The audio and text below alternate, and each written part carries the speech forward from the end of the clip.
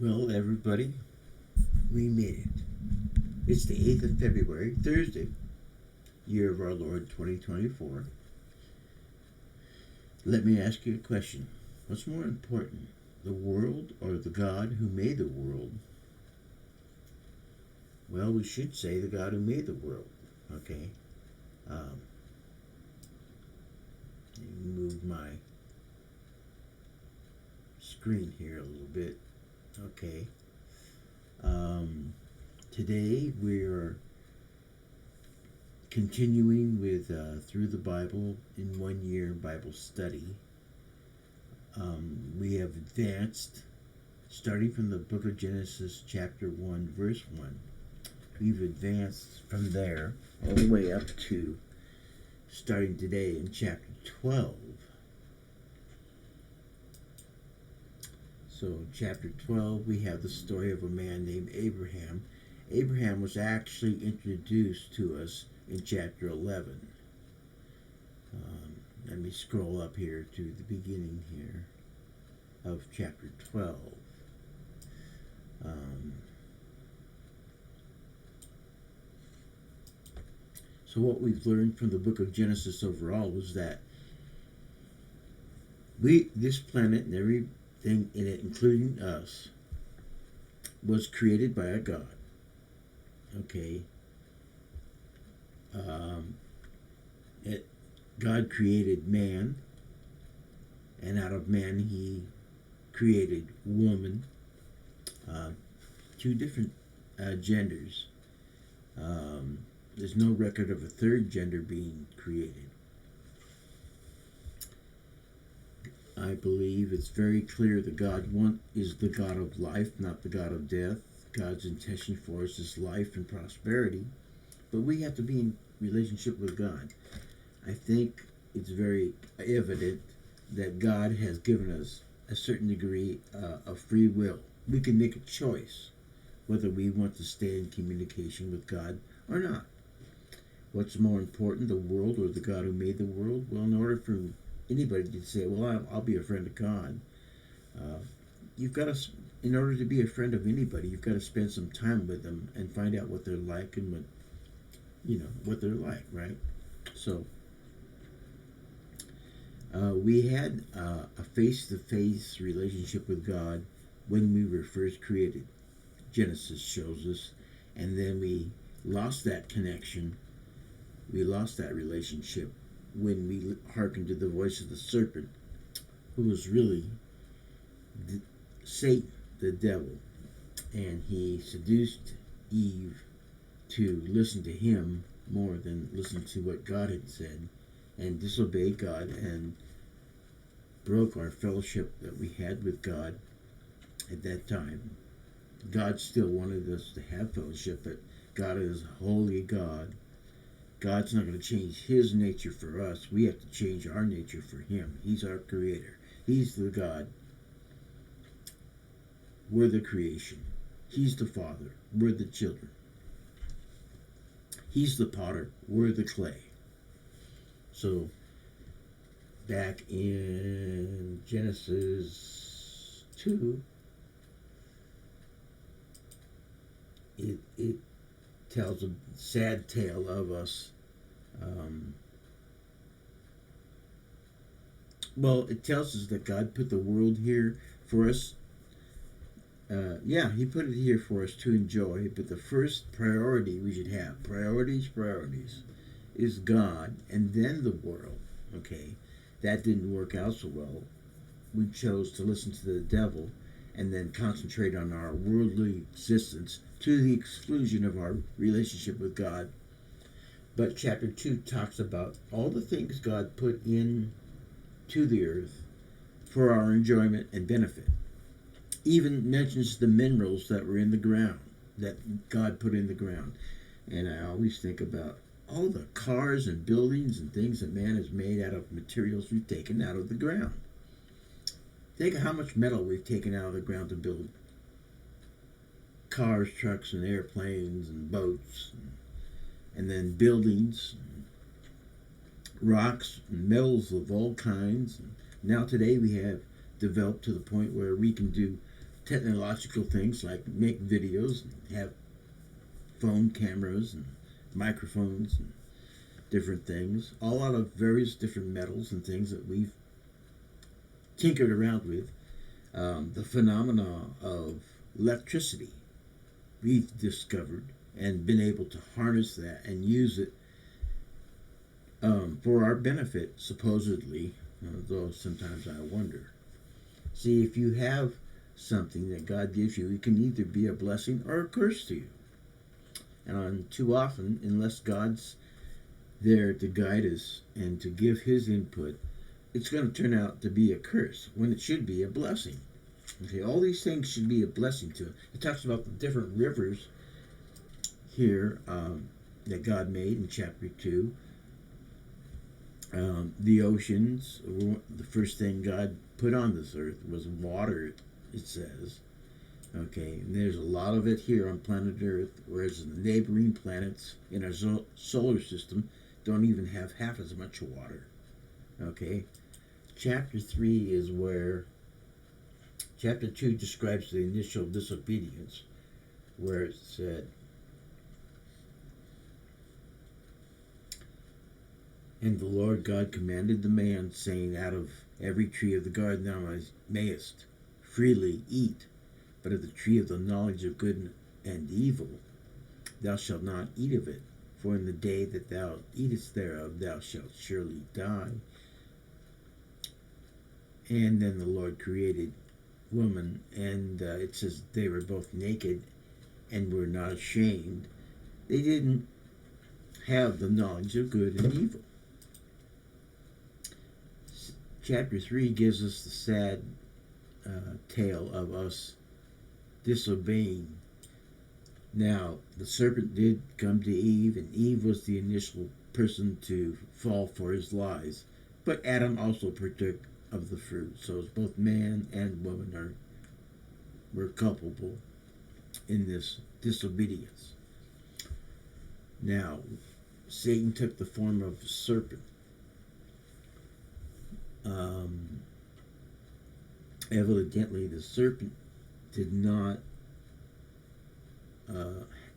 was different at this time, probably a lot more attractive than it is now, because later on God said to the serpent, "You'll crawl on your belly." So that kind of indicates that before that, maybe they didn't. Okay. Anyway, he said to Eve, the serpent did, "Yea, hath God said, Ye shall not eat of every tree of the garden?" And the woman said unto the serpent, "We may eat of the fruit of the trees of the garden, but of the fruit of the tree which is in the midst of the garden, God hath said, Ye shall not eat of it, neither shall you touch it, lest ye die. And the serpent said unto the woman, Ye shall not surely die, for God doth know that in the day you eat thereof, then your eyes shall be opened, and ye shall be as gods, knowing good and evil." So you put that out there as a tantalizing little thought in her mind that, hey, maybe you should try eating it, because you're not going to die. You're going to have your eyes open. And that, in combination with what she saw with her eyes, when the woman saw that the tree was good for food, and that it was pleasant to the eyes, and a tree to be desired to make one wise. Okay. She took of the fruit thereof, and did eat, and gave also unto her husband with her, and he did eat. And the eyes of them both were opened, and they knew that they were naked, and they sewed fig leaves together, and made themselves aprons. And they heard the voice of the Lord God walking in the garden in the cool of the day. This is what we lost, was our communication with, our direct communication with God at this point, because of a disobedience. Now, I don't know if you guys can see, you've got a little depiction over here on the side of the screen here. Can you see that? It says Adam and Eve are driven out of Eden, with an angel standing there with a sword and telling them, the Lord said, "Get out." Okay, so they're driven out of the garden. And the Lord called to Adam and said, Where art thou? And he said, I heard thy voice in the garden. I was afraid because I was naked. I hid myself. And the rest is history. And God goes out to lay out to us the consequences of our actions.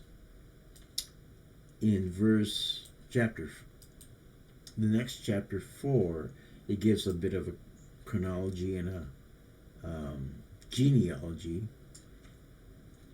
And it records the first murder that occurred between brothers. The first son born to Adam and Eve was named Cain, and his brother Abel was born shortly thereafter. And they had a little bit of a disagreement over the fact that Cain brought an offering unto the Lord, as did Abel, and Abel's sacrifice or offering was a more symbolic of what God was conveying, because it involved the slaughter of a lamb, and it was more symbolic of Christ, and God had respect to that offering. But to Cain's offering, he didn't have respect, and Cain got angry, and then later on, when they were together in the field, Cain rose up and slew his brother Abel. And then the Lord asked Cain, Where is Abel thy brother? And we all know the famous response, I know not, am I my brother's keeper?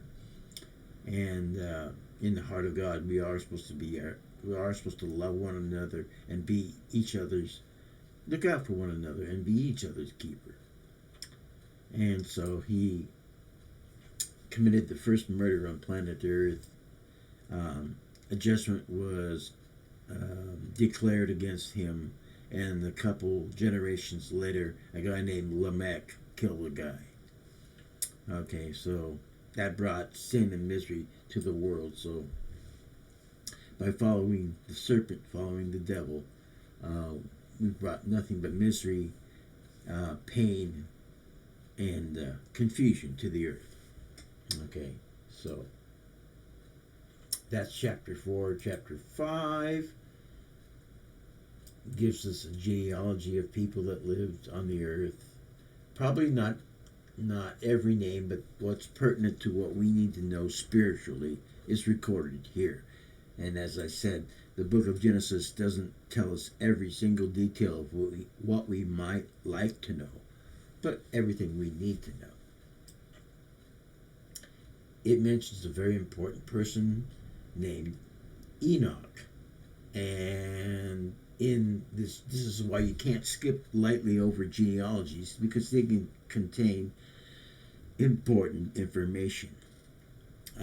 So in this genealogy, we'll start here in verse 20. It says, all the days of Jared were 962 years. So obviously, folks, when the earth was fresh and new, the vitality of human beings was insanely. I believe we were created to live forever, but they lived almost 1,000 years back in those days. The days of Jared were 962 years. He died, had a son named Enoch, and Enoch lived 65 years and begat Methuselah. And Enoch walked with God after he begat Methuselah 300 years and begat sons and daughters. So he was faithful and had he sought the Lord, even though every human being now we had to actively seek God, because God was no longer face-to-face present with us like he was with Adam and Eve, our parents, in the original garden. Okay. This man Enoch was faithfully seeking God for 300 years, gave birth to a guy named Methuselah, who turned out to be the longest living human being to ever live. He sought God for 300 years, and all the days of Enoch were 365 years, and Enoch walked with God. Here's why it's so important. One of the people that you can count on one hand that didn't see death, and he was not, for God took him. Can you imagine that? We should seek to have the relationship with God that Enoch had, and I believe it's possible for every one of us to have that. Oh man, what a goal that is. Okay, so it goes on and talks about his son Methuselah.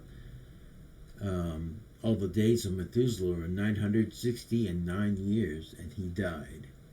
And Lamech lived 182 years and begat a son. He called his name Noah, and of course Noah was a righteous person whom God spared from the worldwide flood he brought, because the earth became, without that communication with God, we became evil, churlish, selfish, rebellious, and violence just filled the earth.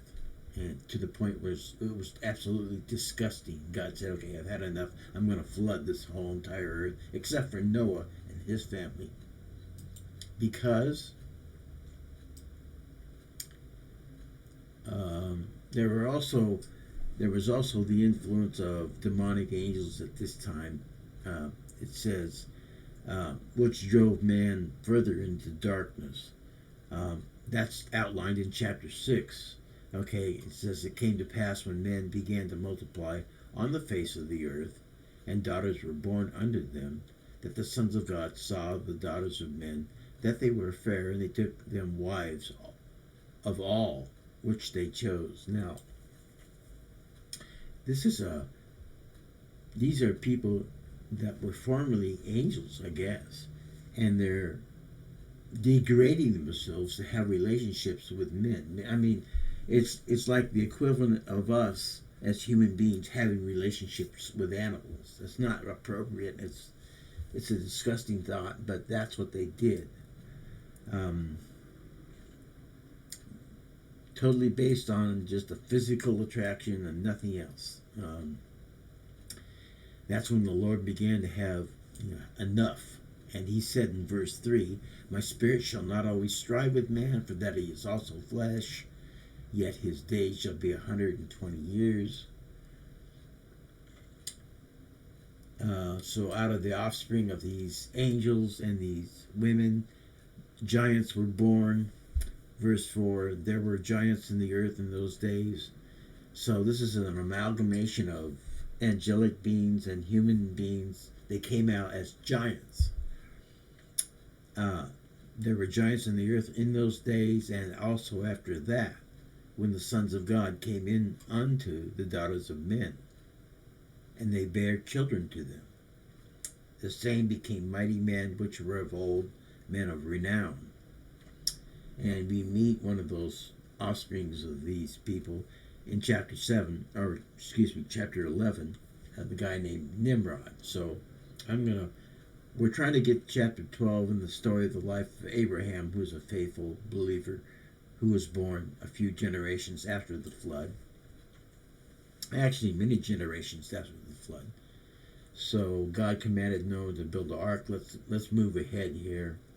Let's go to, bring it up to where Abraham, who was born with the name Abram, let's go to where he's first mentioned in chapter 11, shall we? Okay. It describes it, so out of this evil influence of these evil demonic fallen angels and these evil offspring of the union with human women, these giants, which I understand the name was Nephilim in the original language. They were called the Nephilim. So they are some kind of rank of heavenly being that fell from heaven, that were no longer holy. They plunged mankind into greater darkness, to the point where the entire earth was rebelling against God and tried to build a tower and build a kingdom without God. I don't know if you can see the picture over here on this side of the Tower of Babel. Okay, and we discussed the name Babel in the original language means confusion, and that's what it was. And God confused the language of the people building the tower. To have a world kingdom is almost as bad as if Adam would have eaten the tree of life in a sinful condition and lived forever. So God didn't want an evil kingdom to engulf the earth. If there's going to be a kingdom over there, all the earth, it's got to be ruled by God, does it not? Not by some twisted evil. And we don't understand our true nature, how bad it is, because we live with it. It's what we know from the day we're born. But we have been separated from God in a very fundamental way, and it causes us to do things wrong as human beings. That's why there's suffering in the world, by the way. So it gives a little bit of a genealogy of Noah's descendants on down to a man named Peleg, where it says during the time he was born, the earth was divided. Okay. It makes note of that. Again, some more important information mentioned in the genealogy, and it mentions the descendants of Noah on down to a man named Nahor, verse 24. Nahor lived 920 years and begat Terah, or a man named Terah, And Nahor lived after he begat Terah 119 years and begat sons and daughters. And Terah lived 70 years and begat Abram, Nahor, and Haran. Now these are the generations of Terah. Terah begat Abram, Nahor, and Haran begat Lot. And Haran died before his father Terah in the land of his nativity in Ur of the Chaldees. Now, we mentioned earlier, one of the sons of Noah was a guy named Ham, who gave birth to a guy named Canaan, who founded a nation and became one of the earliest nations to be on planet Earth, along with Egypt and some of the very ancient nations. This guy named Canaan founded a nation, and became Canaan land, the famous promised land of the Israelis. Okay, a very beautiful place, as beautiful as one could imagine outside of the actual Garden of Eden. Haran died before his father Terah in the land of his nativity in Ur of the Chaldees. Okay, so Chaldees. Okay, that's referring to the land of Canaan, which Abraham spent some time with, and which the children of Israel, the descendants of Abraham, later God told to go back and retake that land. That was to be their inheritance, or part of it. And Abraham and Nahor took them wives. The name of Abraham's wife was Sarai, and the name of Nahor's wife Milcah, the daughter of Haran, the father of Milcah, and the father of Iscah. But Sarai was barren; she had no child. And Terah took Abram his son, and Lot the son of Haran his son's son, and Sarai his daughter-in-law, his son Abraham's wife. And they went forth with them from Ur of the Chaldees to go into the land of Canaan. And they came unto Haran and dwelt there. And the days of Terah were 205 years, and Terah died in Haran. So we come up to chapter 12. And the Lord, just like Noah in a certain sense, the Lord saw Abram as a very righteous person, in contrast to all the rest of the people that were on earth at that time. Now the Lord had said unto Abram, Get thee out of thy country, and from thy kindred, and from thy father's house, unto a land that I will show thee, and I will make of thee a great nation. And I will bless thee, and make thy name great, and thou shalt be a blessing. And as we know later on, the Jewish people were the ones who who gave birth to Christ, and later on, Jesus was Jewish, and they brought the news of salvation of mankind to the world, and they were designated as the people to do that. So they were a blessing to everyone.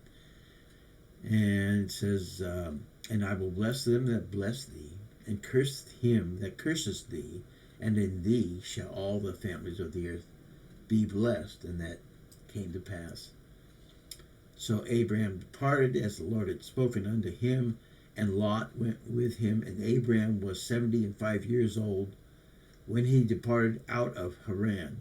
And Abraham took Sarai his wife, and Lot his brother's son, and all their substance that they had gathered, and the souls that they had gotten in Haran, and they went forth to go into the land of Canaan. There it is, the land of Canaan I mentioned earlier. And into the land of Canaan they came.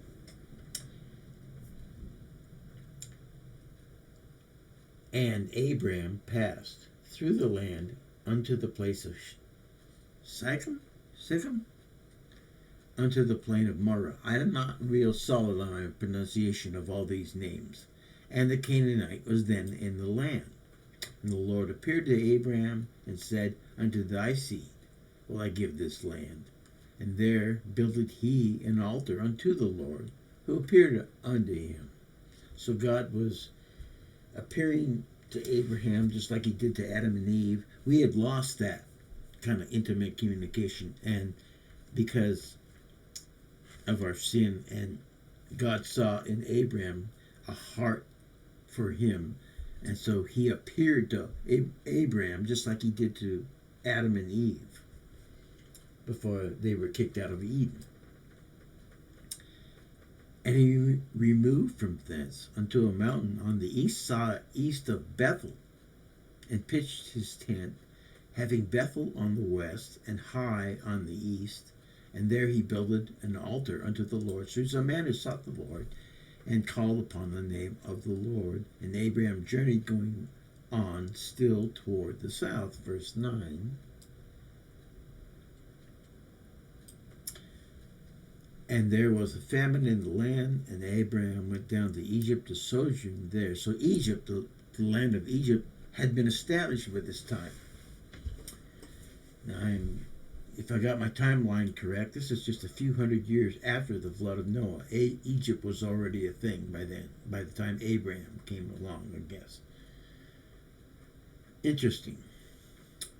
Now, a little interesting account here. It says, and it came to pass when he was come near to enter into Egypt, that he said unto Sarai his wife, behold, now I know that thou art a fair woman to look upon. Therefore it shall come to pass, when the Egyptians shall see thee, that they shall say, this is his wife, and they will kill me, but they will save thee alive. Say, I pray thee, thou art my sister. So he's asking her to be deceitful here now. That's, people say, oh, that's maybe not good. He was in fear of his life. Not that, okay, but I mean, just to kind of give some context to it. Say, I pray thee, that thou art my sister, that it may be well with me for thy sake, and my soul shall live because of thee. And it came to pass that when Abraham was come into Egypt, that the Egyptians beheld the woman, that she was very fair. So Abraham called it ahead of time. And the princess also of Pharaoh saw her, and commended her before Pharaoh, and the woman was taken into Pharaoh's house. So Abraham knew what was going to happen, okay? And he entreated Abraham, thinking that he was her brother, well for her sake, and he had sheep and oxen and he-asses and men servants and maid servants and she-asses and camels. And the Lord plagued Pharaoh and his house with great plagues because of Sarai, Abraham's wife. Pharaoh called Abraham and said, what is this that thou hast done unto me? Why didst thou not tell me that she was thy wife? wow, I wonder what exactly happened. It must have been pretty drastic, and it must have been very sudden. Why saidst thou, she is my sister? So I might have taken her to be to wife, and now therefore behold thy wife. Take her, and go thy way. And Pharaoh commanded his men concerning him, and they sent him away, and his wife, and all that he had. So that's going to be it for today's study. I hope you got something of use out of it. We're looking to start up again in chapter 13. This is Heavenly Sunshine reminding you that diversity is weakness, and when in doubt, vote no. We'll see you next time. Sayonara. Okay.